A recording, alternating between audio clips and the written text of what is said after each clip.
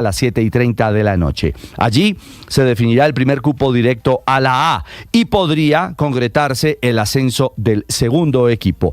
Hoy la reclasificación como pinta. Unión es líder con 89 puntos. Segundo está Llaneros con 88 y tercero Real Cartagena con 83, esperando una luz para el repechaje. Si Llaneros gana por la mínima diferencia y el partido de la gran final en Villavo se define por cobros desde el punto penal y el ganador es Unión Magdalena, ambos, Llaneros por reclasificación y Unión por quedarse con el título de la gran final, estarían en la primera categoría. De no ser así, cualquier otro resultado dejaría, si Llaneros es ganador por amplio marcador, al Unión segundo en la reclasificación y jugando repechaje, y viceversa. Si el ganador en Villavo es Unión, pues Llaneros tendrá que verse las caras con Real Cartagena en un repechaje. La final sin fin, esta de la B, del fútbol de ascenso en Colombia. La otra final que se acerca es la de la Copa Colombia, que entrega un cupo a la Sudamericana. Hoy hay invitación, llamado por parte de los hinchas del Atlético Nacional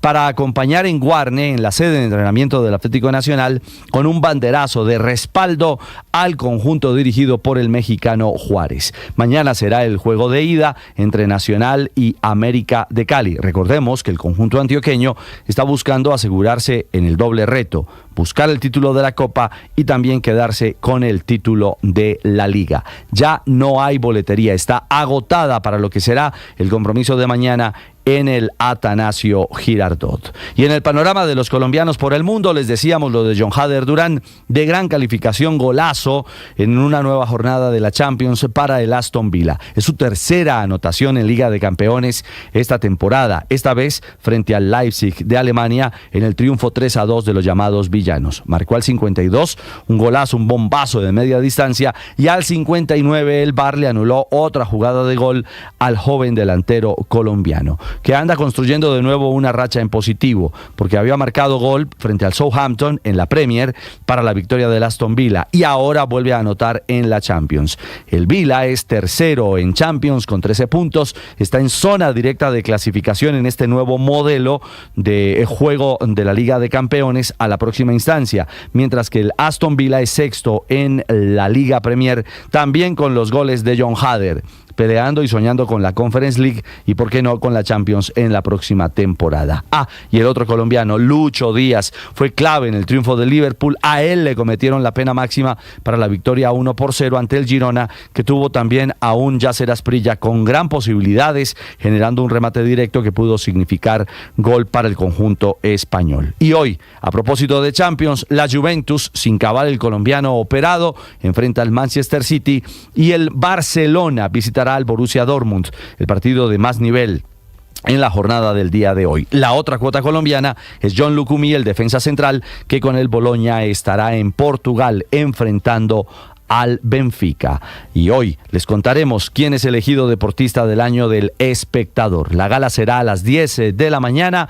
Tendremos como candidatos en la categoría mayores a James Rodríguez por su Copa América, al gimnasta colombiano Ángel Barajas por su medalla de plata en París 2024, al igual que a Mayra Ramírez por su actuación con Colombia y el Chelsea. Y en la rama juvenil todo pinta para que el galardón del Espectador se lo lleve el joven David Alonso, el piloto colombo español campeón en Moto3. 7:04, los deportes a esta hora en Mañanas Blue. En una época que nos emociona, así suena la Navidad en Blue. Comenzó la Navidad, póngase en modo arbolito. Estamos hablando de Navidad, hablemos precisamente de eso. No me digas Happy New Year. Feliz Navidad y próspero Año Nuevo les deseamos en Blue.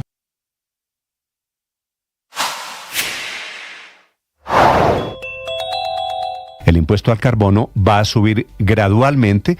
Hasta el año 2027, el sector minero energético tendrá una sobretasa de 20% en el impuesto de renta.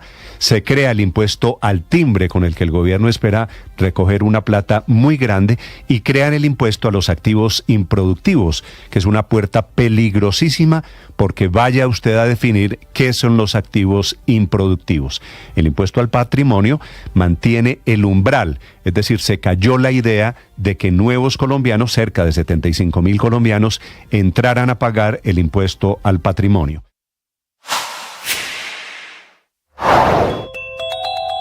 Hoy la juez tercera de control de garantías de Bogotá definirá si Sandra Ortiz, quien ocupó el cargo de alta consejera presidencial para las regiones hasta el pasado 3 de mayo, es enviada o no a la cárcel El Buen Pastor, porque según la Fiscalía habría sido la encargada de transportar y entregar 3.000 millones de pesos en efectivo al entonces presidente del Senado, Iván Name, entre el 12 y el 13 de octubre del año pasado.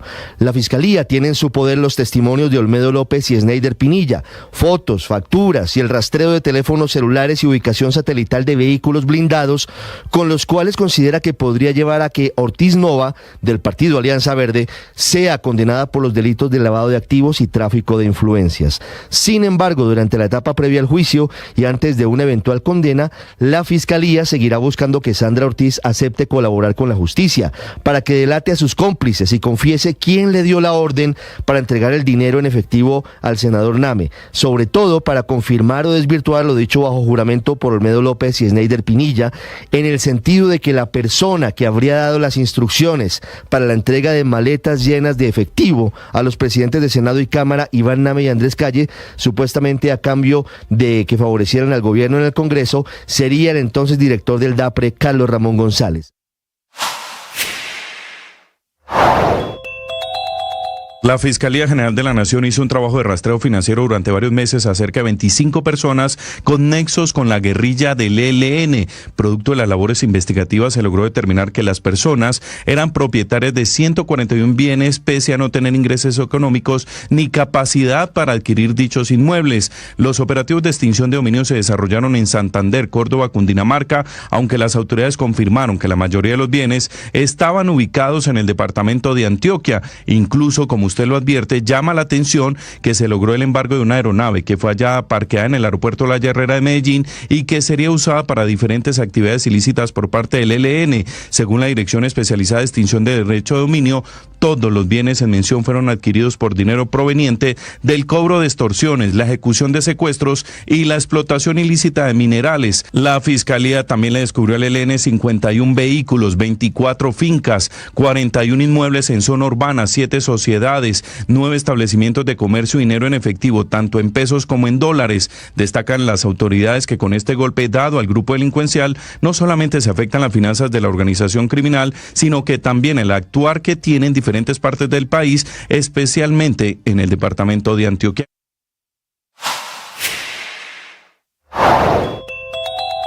Es el día clave para definir si Colombia tendrá o no tendrá una nueva reforma tributaria.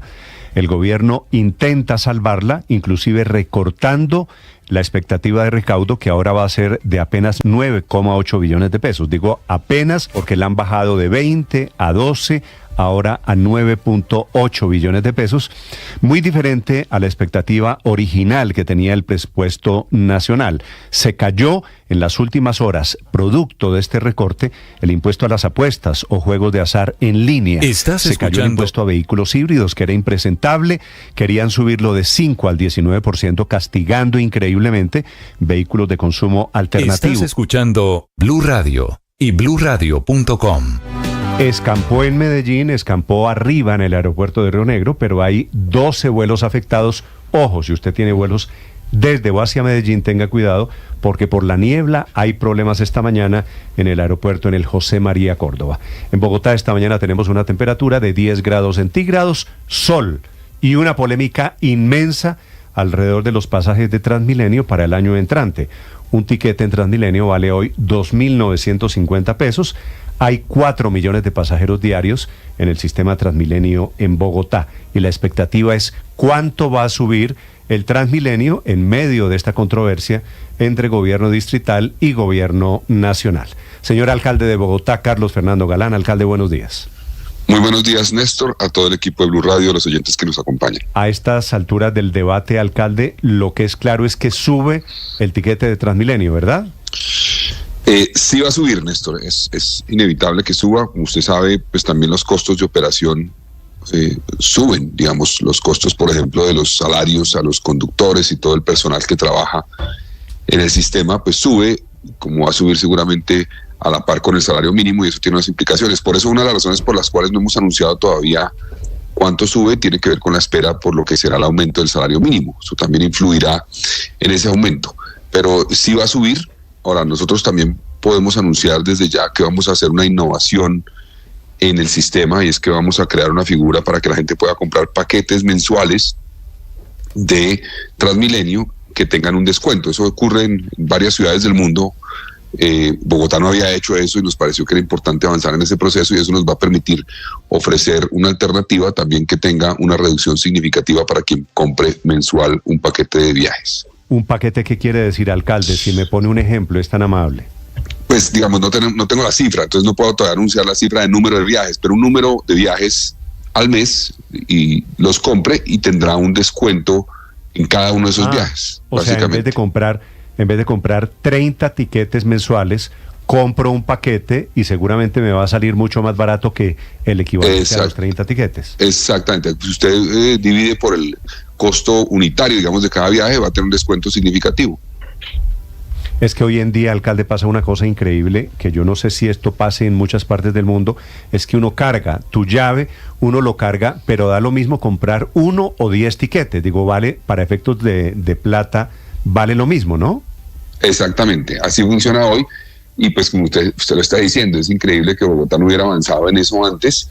Entonces lo vamos a hacer. Una primera etapa será mensual, después exploraremos hacer, por ejemplo, que compren un paquete semanal. Eso será más adelante, pero inicialmente vamos a arrancar con una fórmula mensual y que tenga un descuento significativo cada uno de esos viajes de la persona. Alcalde, dos datos usted no tiene todavía. Uno, ¿cuánto sube el tiquete de Transmilenio? Eso no se sabe todavía. Lo tendremos más o menos la semana entrante. Cuando tengamos claro sobre el aumento del salario mínimo, tendremos ya claro cuánto sube el tiquete. Y el segundo dato que no se sabe todavía es de qué tamaño va a ser el descuento por compra en paquete.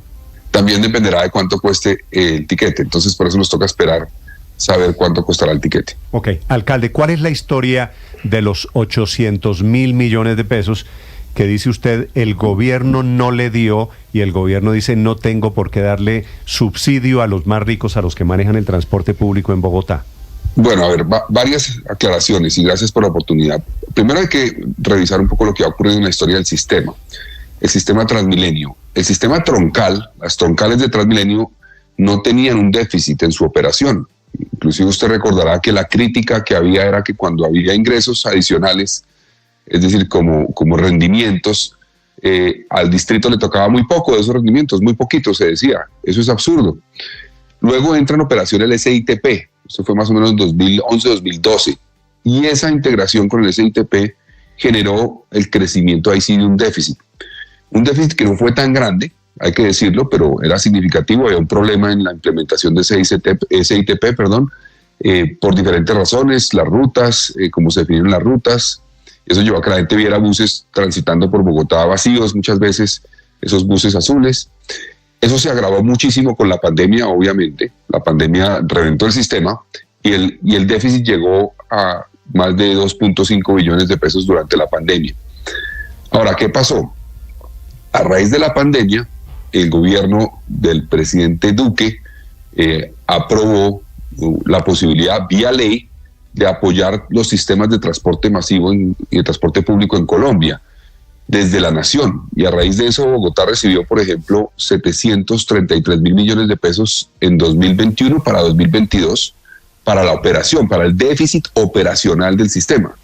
El año pasado, el gobierno del presidente Petro también, en una ley que fue presentada y aprobada en el Congreso, incluyó 1 billón de pesos para el déficit operacional de los sistemas de transporte. Entonces sí se ha hecho en el pasado que la nación aporte para cubrir parte del déficit operacional de los sistemas de transporte en el país. A Bogotá el año pasado, por cuenta de esa decisión del gobierno del presidente Petro, le entraron 618.000 millones de pesos más o menos. Ahora, ¿qué fue lo que pasó? Con ese antecedente, la alcaldesa Claudia López, en el presupuesto que le presentó al Consejo en el 2023 para este año 2024, incluyó pues una partida que era una expectativa. No había un compromiso de la nación de dar esa plata, pero una partida de 825.000 millones de pesos que nos entrarían este año de la nación como parte de ese esfuerzo que ya se hizo en 2021, 22 y 23 de aportes de la nación para cubrir déficit del sistema de transporte de Bogotá. Este año el gobierno dijo, no tenemos plata, no lo vamos a hacer. Es cierto que no había un compromiso, no hemos dicho que hubiera un incumplimiento a un compromiso adquirido, no, pero no entró la plata y estaba presupuestada. Y a mí me tocó, y a este gobierno en Bogotá nos tocó buscar alternativas para poder cubrir ese déficit, porque nos generó un hueco básicamente para la operación del sistema. Lo cubrimos. Nosotros decidimos entrar en una discusión distinta con el gobierno nacional, entendiendo que ellos pues tienen dificultades hoy de recursos. Este año decidieron no hacer ese aporte que se había hecho en el pasado. Y decidimos iniciar una discusión sobre lo que será eventualmente la entrada de una nueva flota para Bogotá. Entonces Bogotá, por ejemplo, va a adquirir cerca de 269 buses articulados y biarticulados eléctricos que arrancarán con el patio del vínculo, el Suacha. Es para eso, básicamente. Entonces dijimos, el gobierno nacional, en el plan de desarrollo del presidente Petro, incluyó un artículo que es el 172, que dice que la nación aportará hasta un 70% en adquisición de flota no contaminante para los sistemas de transporte público del país, de las ciudades. Claro, cada ciudad tiene que presentar el proyecto, demostrar, digamos, que el proyecto tenga sustento adecuado. Entonces nosotros dijimos, no nos quedemos en la discusión de lo que pasó en el 2024-23 por cuenta de una expectativa que tenía la administración anterior por lo que había pasado antes, sino montémonos en lo que viene. Y eso nos permite a nosotros avanzar significativamente para reducir los retos a futuro del sistema de transporte. Hay otro, ese ya está reglamentado y ya presentamos en noviembre la propuesta y esperamos que el gobierno dé luz verde. Estamos trabajando con el Ministerio de Transporte. Hay otro artículo que no está reglamentado y con eso termino, y es el 183. Ese 183 no es para flota nueva, sino es para cubrir hasta un 50% de flota ya adquirida, ya en operación por una sola vez, hasta por un 50% del valor. Eso, si se reglamenta, nos ayudaría muchísimo en Bogotá, porque parte del déficit del sistema de transporte de Bogotá, también no todo, pero una parte, tiene que ver con la adquisición de flota eléctrica que tiene Bogotá ya hoy en operación, que son 1.485 buses. Entonces, si la nación nos apoya con el 50% de lo que le costó a Bogotá eso, que parte de eso se ha cargado al FED, al Fondo de Estabilización Tarifaria, que es el que cubre el déficit del sistema de transporte, nos ayudaría muchísimo a futuro. Entonces, la propuesta nuestra es miremos para adelante, trabajemos a futuro cumpliendo las metas del distrito, de renovar esa flota, adquirir flota no contaminante, de que Bogotá tenga un sistema sostenible de transporte público, y cumplamos las metas de la nación, de este gobierno del presidente Petro, que incluyó en su plan de desarrollo, y es avanzar en que la nación apoye en la transformación de los sistemas de transporte hacia unos sistemas que no contaminen. Sí, es que, alcalde, son dos cosas. Una cosa es la adquisición de activos fijos, en donde seguramente la nación le va a dar luz verde para comprar los 269 buses de flota no contaminante, o la compra de cabinas, y dará el 50 o el 70% que le corresponda poner. Pero otra cosa muy distinta es cuando se trata de entrar a financiar gasto operacional o gasto corriente de Transmilenio. ¿Acaso le corresponde a la nación seguir pagando salarios, gasolina y mantenimiento de Transmilenio? Pues, a ver, el sistema de transporte de Bogotá tiene un costo de operación al año alrededor de 6 billones de pesos. Y por tarifas nos entra la mitad de eso, más o menos. Entonces ahí hay un déficit que, repito, se ha ido creciendo, se creció muchísimo en la pandemia, creció en parte por la adquisición de buses eléctricos. Entonces yo sí creo que lo ideal a futuro no es quedarnos con esa figura, obviamente, pero ya se hizo que la nación aportara a los sistemas de transporte público del país, de las ciudades, para los déficits operacionales. Eso dice el ministerio inclusive en sus resoluciones donde distribuye los recursos. Fueron 1 billón de pesos, por ejemplo, el año pasado, de los cuales 618.000 fueron para Bogotá.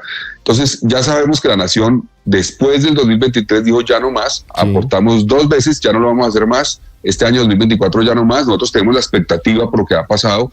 Esa expectativa pues no se cumplió, nos quedó un hueco de 825 mil presupuesto este año, lo cubrimos y miremos para adelante. ¿Usted tenía una expectativa? ¿Esa expectativa la incluyeron en el presupuesto de Bogotá? Es que la incluyó, recuerda que el presupuesto de cada año se aprueba el año anterior, entonces fue en noviembre del año pasado que se incluyó en el presupuesto, se aprobó y quedó en el presupuesto que nosotros recibimos.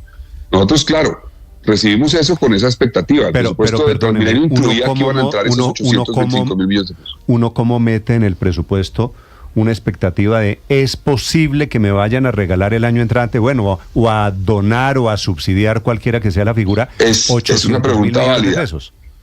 Uno de los presupuestos los hace con presupuestos, es decir, dice yo proyecto, por ejemplo, tener ingresos por ICA de tanto, por predial de tanto, y no se sabe realmente cuánto va a tener uno. Eso depende de la gestión que uno haga. Y eso es normal.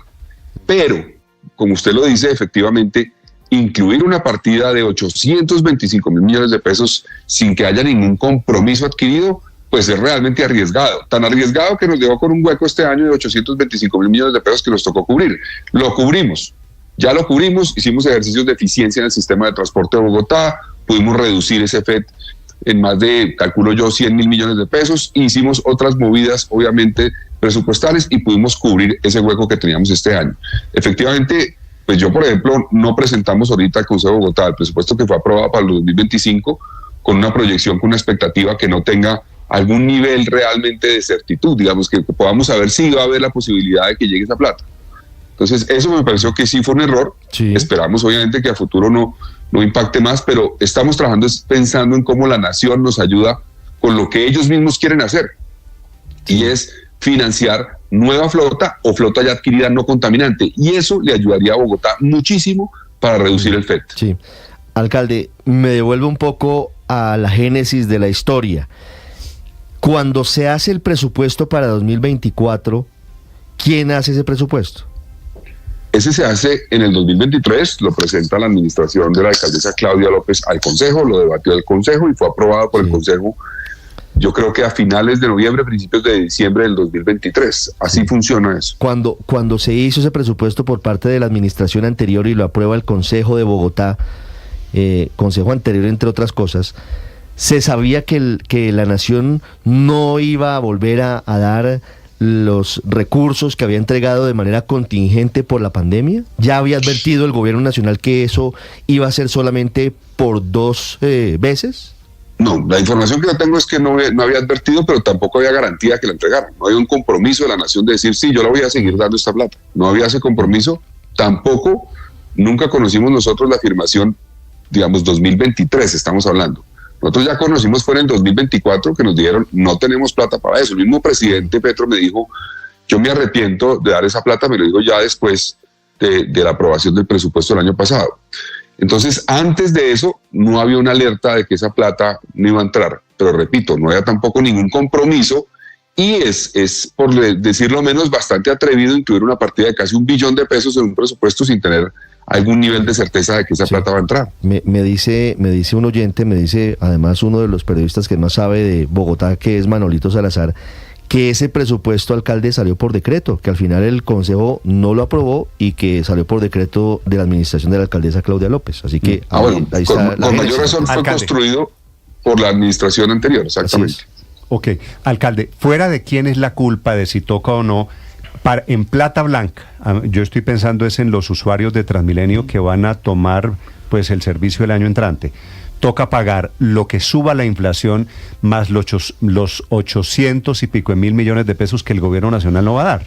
No, a ver, digamos, nosotros ya cubrimos eso este año, pero digamos, el reto que tiene Bogotá es que ese FED no puede seguir creciendo.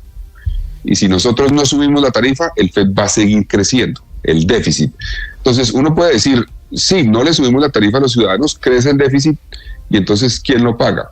Lo paga todos los que pagan impuestos en Bogotá, básicamente, porque de ahí sale hoy la plata. Es que esos 3 billones que hoy pagamos del FED salen del presupuesto de las ciudades. Básicamente, el 8% del presupuesto de Bogotá hoy se va a cubrir el déficit del sistema de transporte de la ciudad.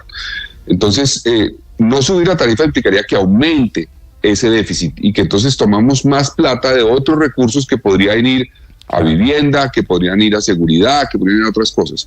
Ahora, permítame decir una cosa final aquí, y es un tema importante. El presidente ha planteado 2 alternativas en el curso de los últimos 12 meses más o menos para cubrir el déficit del sistema de transporte de Bogotá o de otras ciudades.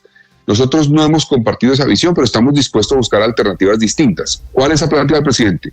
Ustedes recordarán, una es que haya como una sobretasa en el predial que lleve a utilizar esa plata para cubrir el déficit. La planteó el presidente hace más de un año, nosotros no estamos de acuerdo, la escuchamos, nos parece que lograr conseguir 3 billones de pesos vía predial en Bogotá, pues el predial hoy recoge cerca de 4.5, es más o menos un 70% del predial de Bogotá, habría que aumentarlo, eso no nos parece viable, no lo hemos contemplado.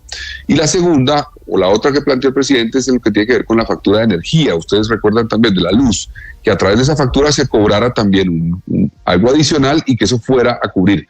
Nos parece que subir en esas dimensiones también la energía no es viable. Hay que buscar otras alternativas y estamos dispuestos a hacerlo. Ya hicimos optimización y creemos que la financiación de la flota, que está en el Plan de Desarrollo Nacional, no es un tema que nos inventemos nosotros, está en el Plan de Desarrollo Nacional, artículos 172, 183, puede ser una buena fórmula que nos permitiría hacer en cierta forma una reducción del déficit anterior y no permitir un crecimiento futuro del déficit. Entonces estamos listos a trabajar con una actitud constructiva, tiene este gobierno distrital con la nación, para lo que ellos han planteado en su plan de desarrollo, podamos cumplirlo también en Bogotá y cumplir las metas de la ciudad. Alcalde, usted plantea dos alternativas que dice, ha puesto sobre la mesa el gobierno nacional, pero el presidente Petro le ha planteado una tercera de manera pública, le dice él que giraría, y lo deja así abriendo la puerta a esos 825.000 millones de pesos si se cambian esos dineros por propiedad o por participación en las empresas de estos buses. ¿Esa posibilidad existe? ¿Ustedes la están contemplando? ¿Hay algún chance de que eso sea posible?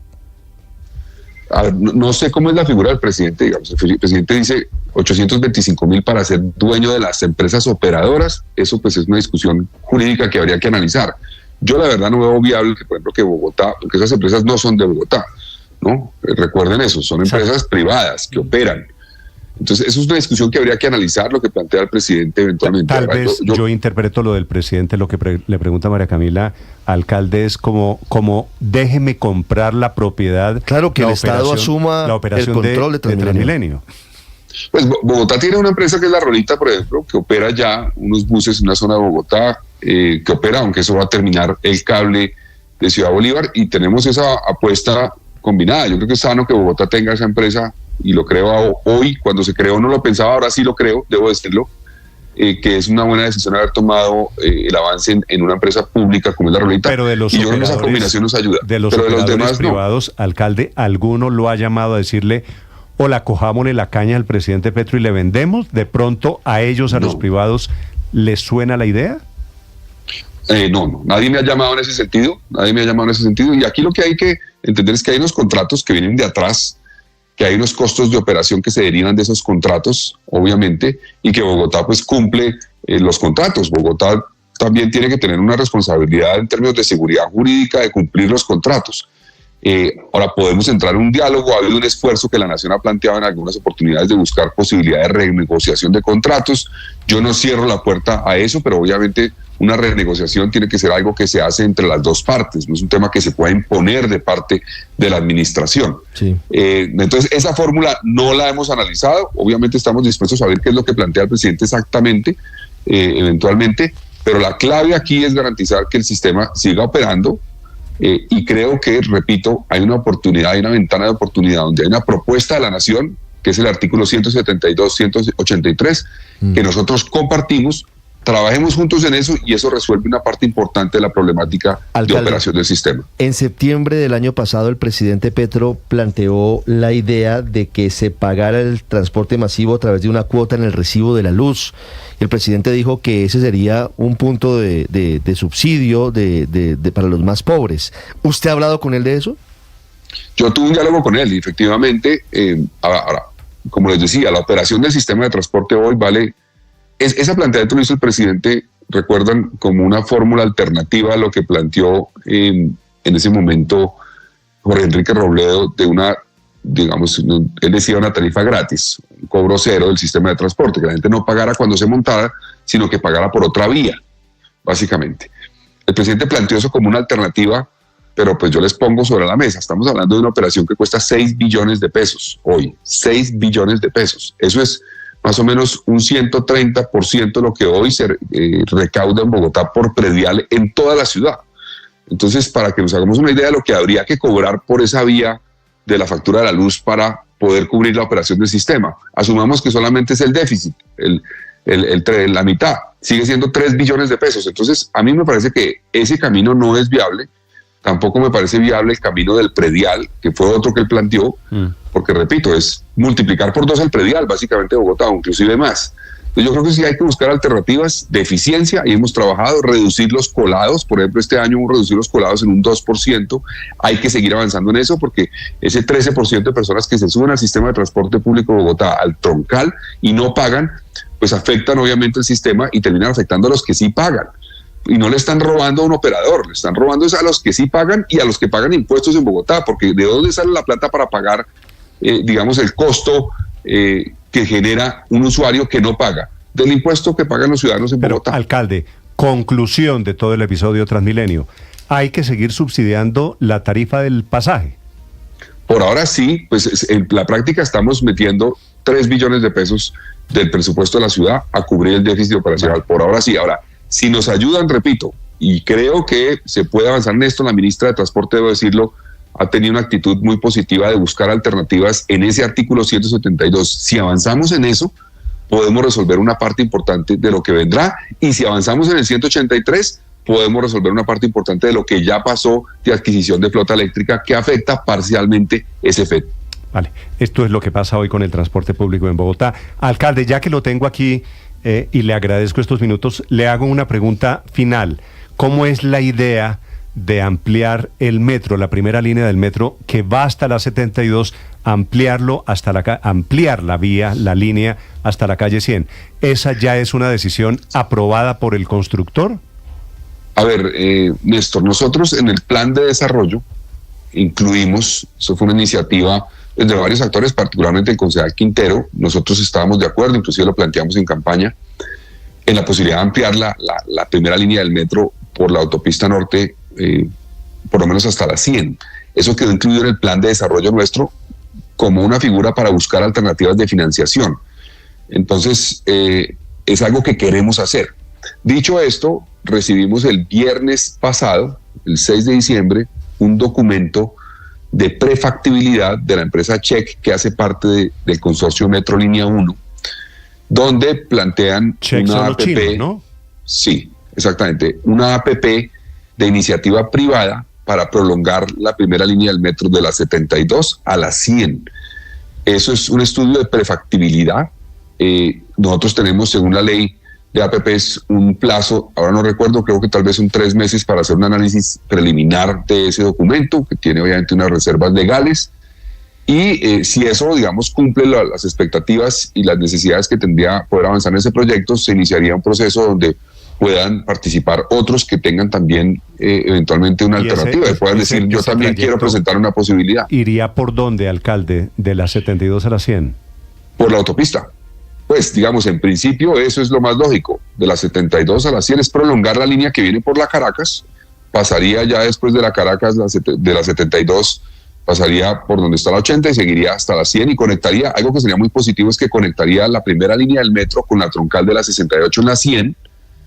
Eso es una ayuda importante. También a futuro podría hacer intersección con el Regiotran del Norte, que viene por el corredor férreo de la 9ª. Entonces sería, sin lugar a dudas, una alternativa interesante. Por eso lo incluimos y vamos a analizar esta propuesta. Esos 3 kilómetros, que es un pedacito relativamente corto, de la 72 a la 100, ¿serían subterráneos o metro elevado? No sé qué está planteado en el documento todavía, no lo sé. Eso habrá que ver qué plantea eventualmente Cheque en su propuesta de prefactibilidad. Lo vamos a analizar eventualmente. No está cerrado que tenga que ser elevado, tenga que ser subterráneo. Vamos a ver qué están planteando. Es que me imagino que si es elevado, esos viaductos que hay en la 92, en la 94, ¿habría que tumbarlos? Depende, no lo sé, pero depende. Podría pasarse por un lado, como ocurre en algunas ciudades, podría pasarse por un lado y podría tener una desviación en el sistema eventualmente. Entonces vamos a ver, ahora después de la 80, la autopista norte crece mucho y reduce inclusive la afectación, digamos, urbanística, que siempre ha sido una discusión sobre el metro. Entonces ahí tampoco sería tan grave eventualmente un metro. En el estudio que hicieron los chinos para esa APP, para ese trayecto vía APP, alcalde, ¿no dice si es subterráneo o elevado? Es que no he analizado el estudio, Néstor, y eso tiene una reserva legal. Entonces no lo he analizado todavía y tiene una reserva legal. Eso lo sabremos en el análisis que haremos para que eventualmente sigamos a las siguientes etapas de la APP. Pero es una gran noticia para Bogotá que se haya presentado ya una propuesta de una APP de iniciativa privada, es la primera en Colombia para un sistema, para un proyecto metroferroviario. Eso es una gran noticia. Esperamos obviamente que los documentos y la propuesta cumplan un poco las expectativas, se pueda abrir el proceso. Pero ¿por qué, explíqueme, reservado? La ciudadanía, la gente no tiene derecho a saber en qué están pensando para la prolongación del metro. Porque eso tiene unas implicaciones de ley, de estos donde habrá otros que podrán presentar propuestas. Entonces, solamente cuando se surta el trámite inicial es que se puede eventualmente ya abrir a que otros conozcan y otros, porque otros interesados podrán conocer también la propuesta. Y obviamente cuando se vaya a avanzar ya en una decisión sobre si se hace o no, tendremos que ponerlo en conocimiento de la opinión pública. Obviamente, eso no se puede avanzar sin que lo conozca la opinión pública y todos los actores que quieran hacerlo. Pero por las reglas de las alianzas público-privadas, en esta época, digamos, en este momento de presentar el estudio de prefactibilidad, hay que guardar reserva en elementos de la propuesta que presentan ellos. Y alcalde, ¿ese pedazo desde las 72 hasta las 100 necesitaría cofinanciación de la nación? No, en principio no necesitaría, y precisamente la APP busca eventualmente plantear unas fórmulas de financiación para hacerlo, donde no se requeriría la financiación de la nación. Me están informando aquí varias personas que conocen ya la propuesta, alcalde, que un trayecto de esos 3 y pico de kilómetros es elevado y que hay un pedazo subterráneo. Bueno, no lo conozco todavía y pues no me puedo pronunciar sobre algo pues que no he estudiado el documento completo. Yo recibí la información de la empresa Metro donde me informaron, ya recibimos prefactibilidad, lo vamos a estudiar, tenemos unos meses para estudiarlo, analizarlo y después nos pronunciaremos. Ahora, ellos piden, hacen eso, no hay que poner un peso, no, de eso se trata la alianza público-privada, y se quedan ¿por cuánto tiempo con el contrato? Eso dependerá de lo que estén planteando ahí ellos. Eso vamos a ver qué están planteando en el documento. Y vamos a analizar si es viable o no es viable y si se justifica o no llegar no sabe, a eso. ¿Usted no sabe tampoco con cuánto tiempo se quieren quedar? No, ellos no me han informado con cuánto tiempo y eso debe estar en la moderación, más, alcalde. en la moderación financiera. La modelación financiera estará contemplado eso. Entonces vamos a analizarlo. Vale. Pues quedo pendiente, alcalde, pero me da la impresión de que a usted le está sonando la idea de los chinos. A mí me suena ampliar la línea 1 hasta la 100, sin lugar a dudas. Me parece muy positivo poder avanzar en eso. Yo creo que Bogotá necesita seguir ampliando sus corredores férreos. Ya tenemos la línea 1 en construcción, van 44% de avance, se va a entregar en operación en 2028. Vamos a avanzar en la licitación para poder adjudicar la línea 2 del metro en el 2025 e iniciar su construcción. Ya hicimos un acuerdo para los estudios de factibilidad en línea 3 del metro con la gobernación, con la región metropolitana, con Soacha, y creo que ampliar la línea 1 hace parte, obviamente, de esa construcción de un sistema férreo para Bogotá. Vale. Alcalde, gracias. Feliz día. Listo, muchas gracias a ustedes. Muy amable, es el alcalde de Bogotá, Carlos Fernando Galán, hablando sobre Transmilenio y sobre el metro muy noticia, de Bogotá. Néstor. O sea, no hay dudas de que al alcalde le está sonando la idea de los chinos, ¿no? Sí, y es una muy buena noticia porque le cuento, en eso estaría de acuerdo el presidente Gustavo Petro en esa ampliación hasta la 100.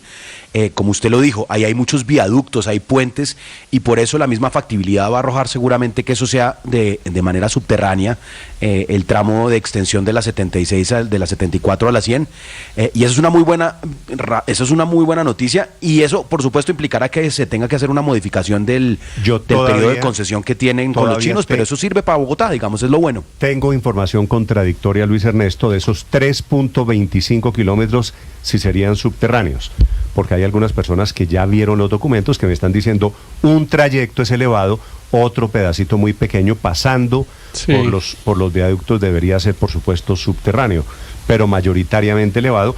Una nueva expectativa que se abre pues para Bogotá. Eso tiene las dificultades de siempre del piso de Bogotá, de si el nivel freático permite que sea subterráneo o no. Yo entiendo que en la zona norte, en la autopista, lo que llamamos la autopista del norte, que en realidad es la trocha que conduce hacia Chía. Norte, sí, señor. Sí, la trocha norte, yo entiendo que el piso de esa trocha pues tiene un nivel freático más alto porque, entre otras cosas, una buena parte de ella se construyó sobre humedales. Pero sí, pues yo creo que igual ojalá encuentren una una fórmula para extender el metro hasta la calle 100, entre otras cosas para que llegue a alguna parte, porque en realidad en la calle 72 queda un poco trunco y como que no llega a ninguna parte. A todo el mundo le toca bajarse ahí a tomar otro sistema de transporte, porque ese no va para ninguna parte. Es que sospecho, Héctor, que los chinos con buen criterio están diciendo eso hasta la 72 no tiene sentido. Obviamente quieren alargarlo hasta la 100 a cambio de una concesión que se les alargaría a ellos pero además, 20 años. Pero financieramente les funciona mucho. Llegar a la 100, a la calle 100, quiero decir, es crucial para el negocio de la concesión del metro de Bogotá. Es que como lo explica el periódico El Tiempo en el día de hoy, cuando habla de los detalles, se estarían adicionando 3 estaciones a las 16 que ya tiene la primera línea, y estas 3 estaciones lo que hacen es poder que el viaducto conecte con la 68. Recordemos que la 68 es una troncal alimentadora del metro y por eso quedó cofinanciada por la Nación. Entonces aquí la buena noticia es que se teje ya el circuito para poder garantizar que se conecte con la 68. Eso le va a garantizar a la gente que las conexiones con Transmilenio y toda la interoperabilidad sea mejor. Pero adicionalmente, que sea APP, pues garantiza que no va a haber discusión en la cofinanciación de la Nación, que eso es una muy buena noticia. APP quiere decir ellos asumen el riesgo, ellos ponen la plata y a cambio se les amplía el periodo de la explotación, Néstor, en esa concesión. Señor Aurelio. Con respecto a esta idea, aquí hay una variable que es determinante, que es la matriz de origen y destino. Hay que mirar si de la 72 a la 100 se justifica por el uso, porque yo entiendo que hasta la 72 el nivel de uso de la matriz de origen y destino era la que justificaba cómo quedara la 72. Luego, sin oponerme del todo, porque hay que mirar cifras, usted tiene que ver si de la 72 a la 100 el tráfico justifica para aumentar el metro hasta allá y a contraprestación dejarle los 20 años más a los chinos, que no se les olvide que son 20 años gratis, ¿no? Los chinos están 20 años recibiendo también, fuera del usufructo del sistema, están recibiendo un bono semestral, Aurelio, semestral de 43.000 millones. Sí, lo que pasa tendría que haber números y estudios. Eso no es como que alarguemos lo que bueno, no, hay que mirar números y estudios y las contraprestaciones que la ciudad tiene que pagar. Pero Néstor, no es gratis, respecto al tema del déficit. No es gratis, es a cambio de la obra. No, es a cambio de construir la obra. Claro, es que hace la obra, usufructa el sistema. Es un método de crédito. Uno no tiene con qué pagar la obra, entonces la paga el constructor y el que la usa después le paga con unos intereses. Pero para poder ilustrar más a los oyentes, sí, estamos hablando de que Bogotá le permite a los chinos usufructuar el metro por 20 años, que eso ya sería una contraprestación de la obra, pero además le está pagando semestralmente casi $500 millón de pesos, ¿no? Ojo con eso, son como 400 y pico de mil millones semestrales. Pero Néstor, sobre el tema del déficit. Ya voy, Aurelio, perdóneme que me están pidiendo aquí una aclaración a algunos oyentes. ¿Dónde serían las 3 estaciones de Transmilenio, Ricardo? Bueno, una entre la calle 82 y la calle 85. Que eso es cerquita a la 72, ahí no hay problema, esa es una zona muy congestionada, hasta ahí no hay viaductos. Y asume una zona que tiene espacio para construcción. Siguiente estación sería en la calle 92, con autopista norte. Ahí ya comienzan los problemas, porque ahí son los elevados, ya hay, me los imagino, puentes. Allí habría que deprimirlo, tiene que ser, seguramente tienen que soterrar. Ahí hay un soterrado. Pero además es probable que ahí sea conveniente. Ahí en ese punto, Néstor, Ricardo, ya hay unos deprimidos para distribuir el tráfico. Pero además es probable. Y la tercera es en la 100 llegando. Que ahí sea conveniente que el metro no siga hacia el norte por la autopista, sino al occidente. La carrera novena, digamos paralelo a la hoy ruta del tren. Entre otras cosas, para que sea más compatible con el Regiotram y con el Transmilenio, en fin. Bueno, anuncio del alcalde de Bogotá, son las 7 de la mañana, 44 minutos. Un gusto saludarlo, los acompañamos en esta mañana. Néstor, pero de momento soleada, desde Mañanas Blue. Señor. Algo que quedó muy claro con la entrevista del alcalde Galán es que el problema que nació o que se agravó muchísimo en pandemia con Transmilenio va a seguir. recordemos que en pandemia cayó el 20% de la demanda de personas que utilizaban Transmilenio, no solo porque estaban en casa, sino porque muchos cuando volvió el trabajo normal, pues o trabajaban desde casa o se habían comprado una moto. Entonces es un problema estructural que no va a cambiar independientemente de que sea de la pandemia, y hay que seguir subsidiando el Transmilenio. Un poquito heredado desde pandemia, pero no entiendo por qué el gobierno anterior, el de Claudia López, metió la expectativa en el presupuesto. Sí. Eso no tiene porque es que Néstor, yo creo que hay una confusión. Eso fue lo mismo que hizo el gobierno nacional con el tema de las peleas de los litigios de la DIAN, que se pusieron. No, yo creo que es diferente, y es por una razón, Néstor. Lo que estaba previsto en este presupuesto era justamente que la nación cofinanciara no tarifa, no subsidio a la tarifa, sino flota, porque eso ya había quedado en el plan de desarrollo de Petro, recuerden eso.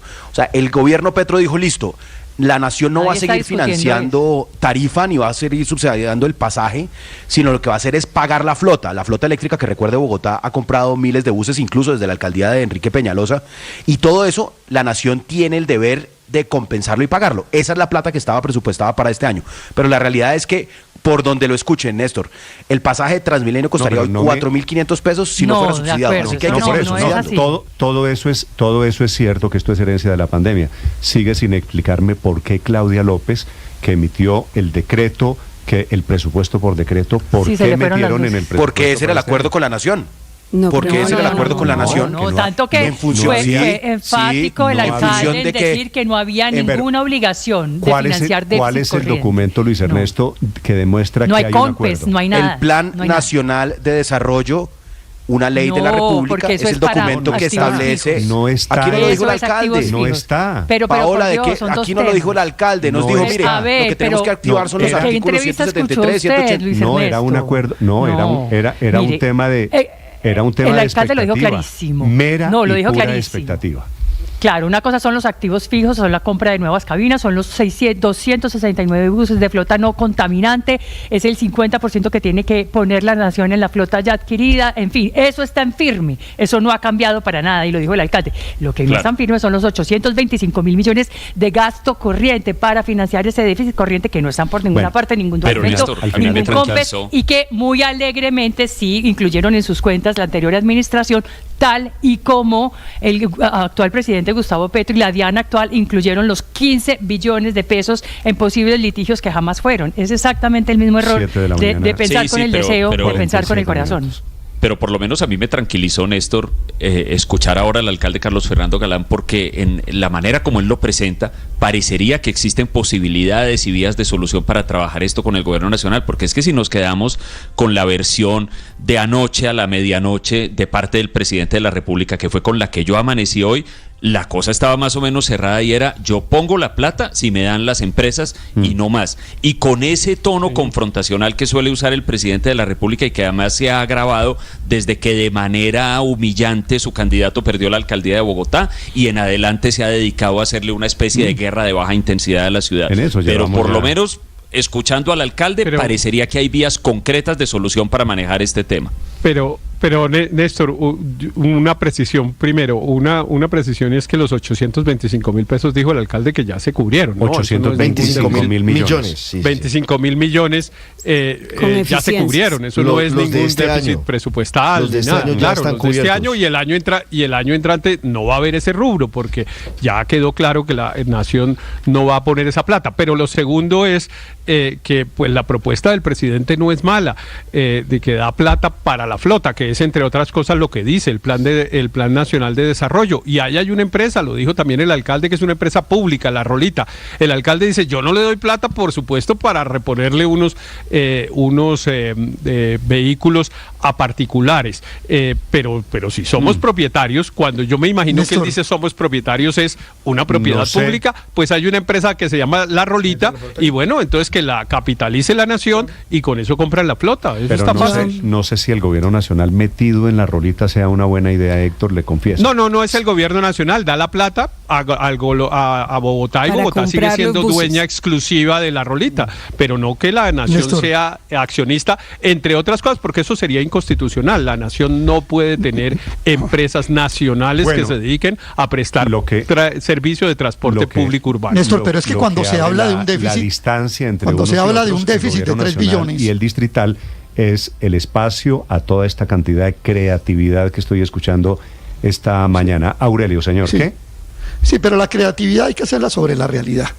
Cuando se habla de un déficit de 3 billones de pesos, aquí hay que hacer una discriminación que es sustancial.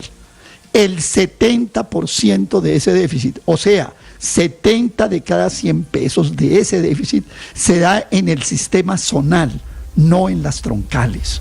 ¿Qué está pasando? Sí, las troncales pueden estar sobredemandadas, aunque la demanda viene cayendo, como dijo Luis Ernesto, pero aquí hay un problema de no uso y no demanda o de exceso de oferta de los sistemas zonales. Estoy hablando de los buses azules y de los alimentadores. Entonces, Aurelio, los problemas en economía hay que corregirlos donde se causan. Está en los buses azules, no en los rojos. Claro, los problemas en economía se corrigen donde se causan, no donde se manifiestan. ¿Dónde es que se causa el principal déficit? En el sistema zonal. Ahí es donde hay que trabajar. Por ejemplo, a mí sí me parece que reproducir. Voy a dar 2 o 3 ideas ya que estamos No. Solo una, Aurelio, por favor, no. 7:50, Aurelio, cortico. O ninguna. Una. Usted puede reproducir el esquema Rolita en más operadores. O segundo, hacer una remodificación en los contratos que diga a los operadores zonales vamos a partir la diferencia del déficit. ¿Por qué los operadores no cubren parte del déficit, sino que hay que darle todo? ¿Qué hacen ellos para que efectivamente esa demanda cubra con su oferta? Entonces aquí hay mucho por hacer. Me los ponen en plan creativos. Consideración de contratos, de renegociación de contratos. Se ponen creativos. Néstor, yo quisiera resaltar algo que dijo el alcalde, y es que este año se han logrado bajar 2 puntos de la evasión, o sea, 2 puntos de colados. Disminuir esos 2 puntos es una tendencia muy positiva, porque es que en Bogotá habíamos perdido la esperanza de que se podían disminuir los colados. Entonces yo sí creo que es importante, entre otras cosas porque la evasión, ya hablando de plata, solo en el troncal costó aproximadamente 200 mil millones de pesos. Entonces en la medida en que la gente... Troncales son los rojos. Los rojos, exacto. Entonces en la medida en que la gente pague su pasaje, que haya cultura ciudadana, que haya sentido de pertenencia, que no le roben a los que sí pagan, pues vamos disminuyendo este déficit. Porque la mala noticia, a pesar de todas las exposiciones creativas, es que el pasaje de Transmilenio va a subir. Esa es la mala noticia. Nosotros los ciudadanos... ¿Cómo va a subir todo? ¿Cómo va a subir el salario mínimo? ¿Cómo van a subir los alimentos? ¿Cómo va a subir todo? Y ahí esos costos se reflejan en el pasaje de Transmilenio. Y peajes y servicios todo públicos. Bueno, y hará la vida más compleja para los que no tienen. Claro viene enero con su alegría. 7:52 minutos. Estás escuchando Blue Radio. Escanea este código y suscríbete a nuestro canal de YouTube, @Blue Radio Co. Y disfruta y participa de la programación de Blue Radio. Blue Radio, le ponemos cara a la radio. Blue Radio, la alternativa.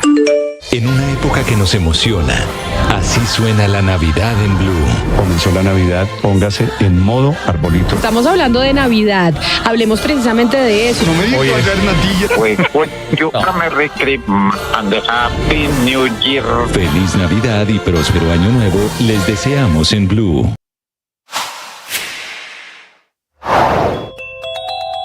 El impuesto al carbono va a subir gradualmente. Hasta el año 2027, el sector minero energético tendrá una sobretasa de 20% en el impuesto de renta. Se crea el impuesto al timbre, con el que el gobierno espera recoger una plata muy grande, y crean el impuesto a los activos improductivos, que es una puerta peligrosísima, porque vaya usted a definir qué son los activos improductivos. El impuesto al patrimonio mantiene el umbral, es decir, se cayó la idea de que nuevos colombianos, cerca de 75.000 colombianos, entraran a pagar el impuesto al patrimonio.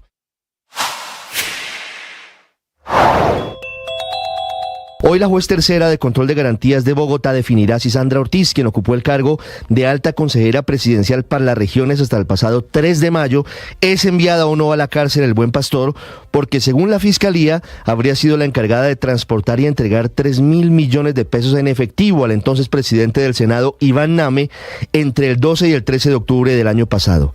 La Fiscalía tiene en su poder los testimonios de Olmedo López y Sneider Pinilla, fotos, facturas y el rastreo de teléfonos celulares y ubicación satelital de vehículos blindados, con los cuales considera que podría llevar a que Ortiz Nova, del partido Alianza Verde, sea condenada por los delitos de lavado de activos y tráfico de influencias. Sin embargo, durante la etapa previa al juicio y antes de una eventual condena, la Fiscalía seguirá buscando que Sandra Ortiz acepte colaborar con la justicia para que delate a sus cómplices y confiese quién le dio la orden para entregar el dinero en efectivo al senador Name, sobre todo para confirmar o desvirtuar lo dicho bajo juramento por Olmedo López y Sneider Pinilla, en el sentido de que la persona que habría dado las instrucciones para la entrega de maletas llenas de efectivo a los presidentes de Senado y Cámara, Iván Name y Andrés Calle, supuestamente a cambio de que favorecieran al gobierno en el Congreso, sería el entonces director del DAPRE, Carlos Ramón González.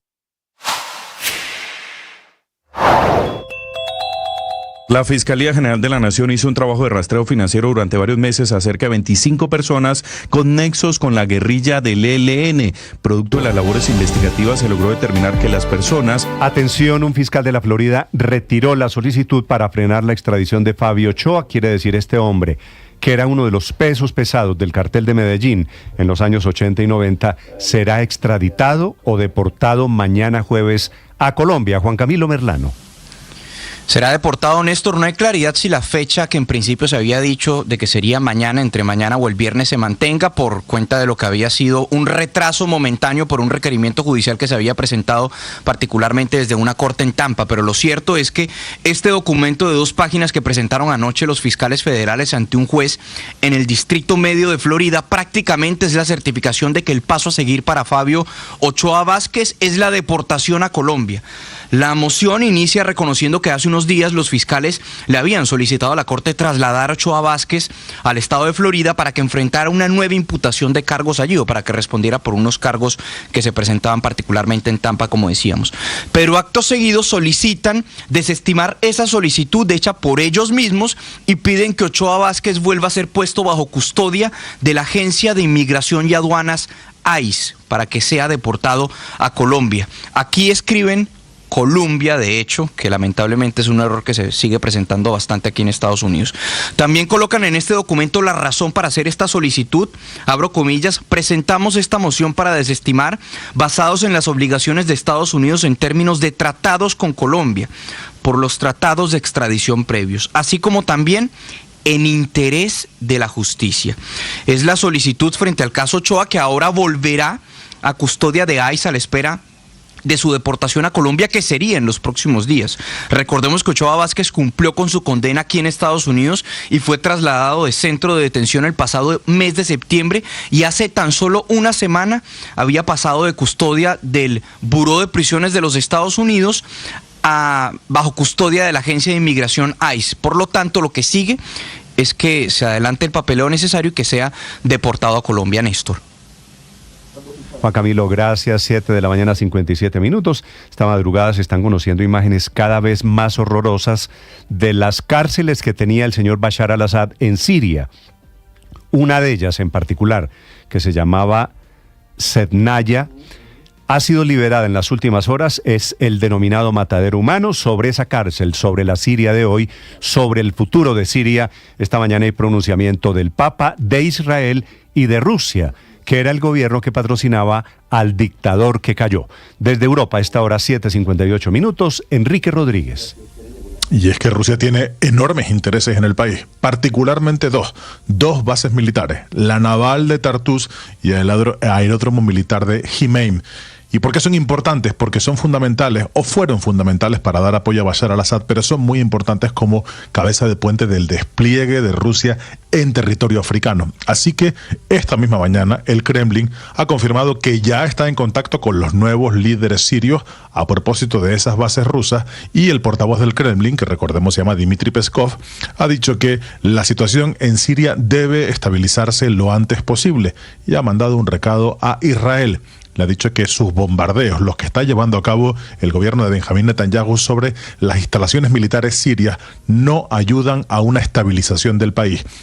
Esos bombardeos han tenido como objeto principal los aeródromos, las bases navales, pero también los depósitos de municiones y explosivos que contaba o con los que contaba el ejército sirio, porque Israel teme que caigan en manos de los rebeldes, que son ahora quienes gobiernan el país y que lo harán previsiblemente hasta mediados del año que viene. Pero como decía, las imágenes son las de Sednaya, las de esa prisión, una máquina de matar, una factoría de matar. Un equipo de la televisión pública española, encabezado por la periodista Almudena Ariza, ha sido de los primeros equipos periodísticos mundiales en entrar allí. Estamos cerca de Damasco, la capital siria, en la cárcel de Sednaya, conocida como el matadero humano, un centro de exterminio del derrocado Bashar al-Assad. Organizaciones de derechos humanos estiman que llegó a haber aquí hasta 20.000 presos. Unos 6.000 han sido liberados por los rehenes que han tomado el poder. En esta cárcel se practicaban palizas, torturas, violaciones, descargas eléctricas.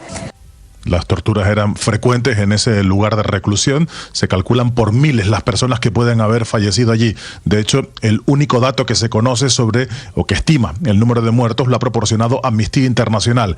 Entre 2011 y 2015, dice ese organismo, calculan que podrían haber sido ejecutadas en secreto hasta 13.000 personas en esa cárcel. Pero claro, estamos hablando de datos que terminan en 2015, pero la represión no terminó ni de lejos en ese año. La cárcel tiene una superficie de 1,5 kilómetros cuadrado y se calcula que en los momentos de mayor ocupación pudo tener hasta 20.000 personas. Uno de los principales esfuerzos ahora en esa cárcel se centra en recuperar la parte baja, los sótanos de la cárcel. Se cree que allí podría haber en su interior todavía prisioneros. No se ha encontrado un acceso a esa zona, la conocida como zona roja, donde se practicaban las peores torturas y las peores violaciones de los derechos humanos. Por último, como decía, ha sido el Papa quien esta mañana se ha pronunciado sobre lo que está pasando en Siria. Ha dicho que hace falta una solución política y también ha señalado que las confesiones religiosas que habitan en Siria deben marchar juntas. Que el pueblo siriano possa vivere pace e sicurezza nella sua amata terra e le diverse religioni possano camminare insieme nell'amicizia e nel rispetto reciproco per il bene di quella nazione afflitta da tanti anni di guerra. Los periodistas sobre el terreno han confirmado que esta mañana en Damasco, por ejemplo, se está recuperando una cierta normalidad, con, por ejemplo, el restablecimiento de los sistemas de transporte